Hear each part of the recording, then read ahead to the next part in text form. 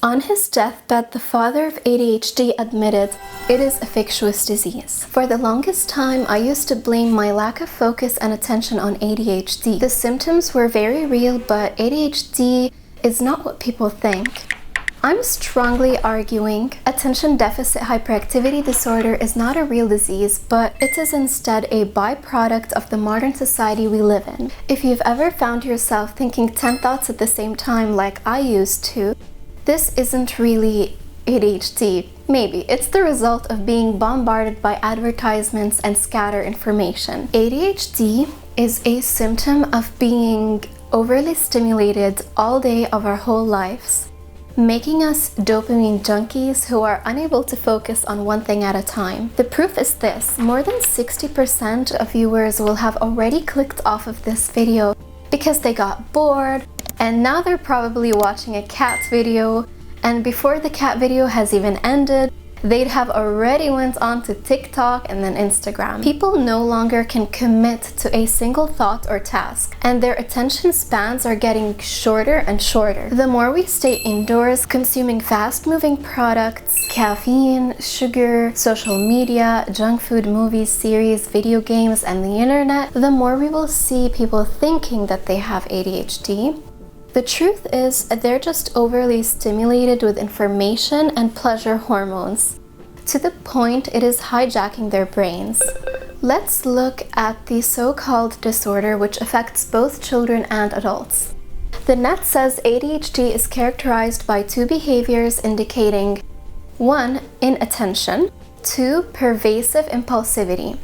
So for the inattentiveness, it can look like having a short attention span and being easily distracted, being forgetful, being unable to stick to tasks that are difficult or time-consuming, constantly changing activities or tasks, or having problems with organization, which, by the way, sounds a lot like anyone who needs an urgent dopamine detox. Let's look at what the pervasive impulsivity / hyperactivity can look like. A person not being still, fidgeting, not being able to concentrate, being careless, excessively talking over other people and interrupting others, trouble waiting in line, starting new tasks before finishing old ones, not being able to wait their turn, acting without thinking, and extreme impatience. This sounds very much like juvenile behavior or immaturity, and if you've ever watched my Why I Quit Sugar or my Why I Quit Caffeine video, you'll realize these symptoms sound just like the symptoms of someone who is on too much sugar and too much caffeine. By the way, I left all the medical and research links in the description box just in case you want to double check everything that I'm saying. According to the internet, some symptoms that can come along with ADHD appear to be depression, anxiety, difficulty falling asleep. Oh my, now you really need to see my caffeine video on my channel. Stay till the end because I will link it in the end of this video. Now that we know the definition of ADHD, let's start questioning the validity of it. When looking at a disorder like ADHD, we will have to look at several elements in order to decide whether ADHD really is an incurable problem that requires medication, or whether it is a cause and effect equation instead that mainly requires a change of lifestyle to be cured, or at least almost cured. First, let us take into consideration how much our society has changed in the past 50 years. Life became so fast-paced, cities grew, many of us live in concrete jungles, the world is more polluted than ever, the entertainment industry grew exponentially, the average person is exposed to 10,000 ads daily, we're overly stimulated every day, and our diet has completely changed and diverted from how it used to be. In the past 50 years also, the percentage of people diagnosed with ADHD has exponentially grown too. Here is the percent curve of how many people have ADHD over the years.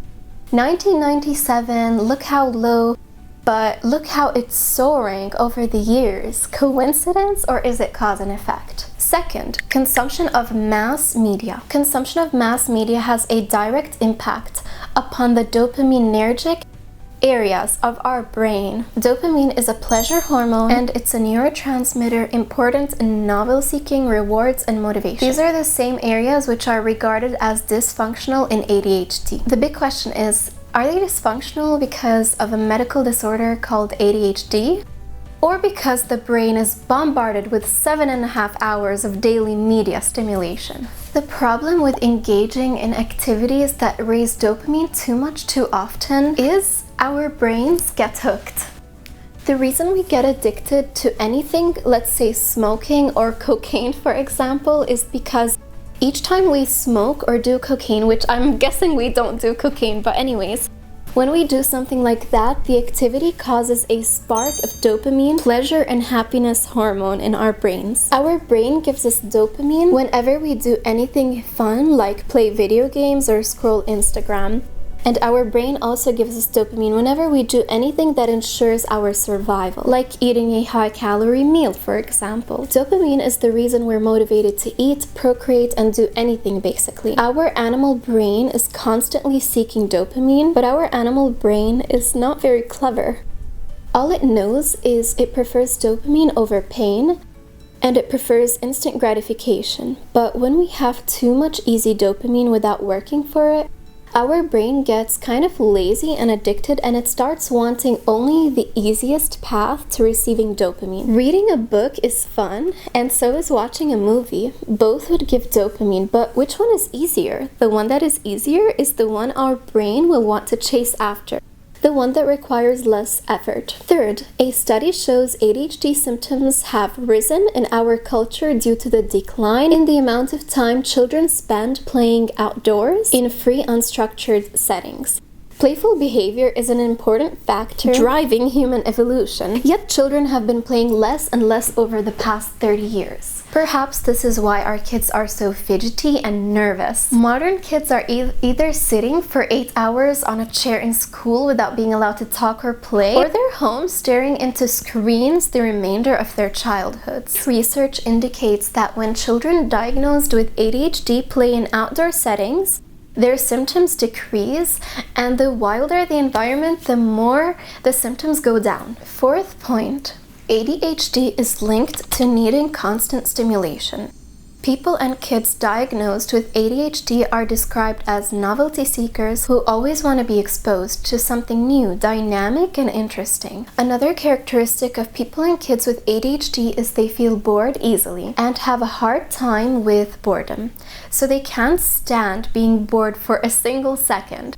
They always want a new and exciting experience. But is it a medical disorder to be intolerant of being bored?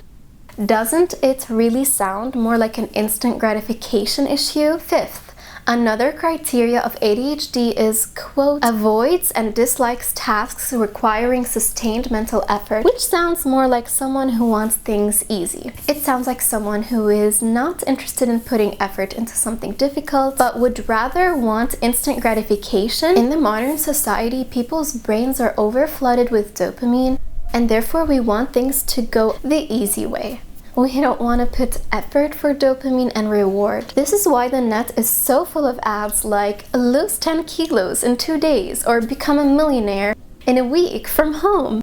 Become fit fast. Is avoiding putting effort a medical disorder? Or is it just the fact people want instant gratification? Is it just the fact that people are used to everything being easy nowadays? Easy and accessible. One time the professor assigned an essay to write, and to be honest, it took a lot of effort. Once it was submission day, many students found excuses why they didn't submit on time. But the best thing I heard that day was, "Why didn't you do your essay?" "Well, I have ADHD, so I didn't do it." Okay, good luck finding a job if this is the excuse you'll tell every employer. "Sorry, I'm not gonna work. I have ADHD, but I expect you to give me good grades, hire me, and pay me."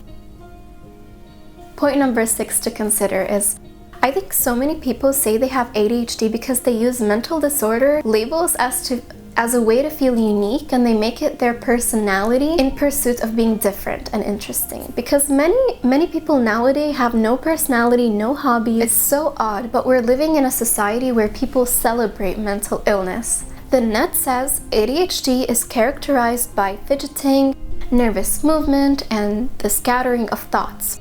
In a world where kids and adults are increasingly consuming sugar with caffeine, I want to tell you caffeine is a drug affecting the central nervous system.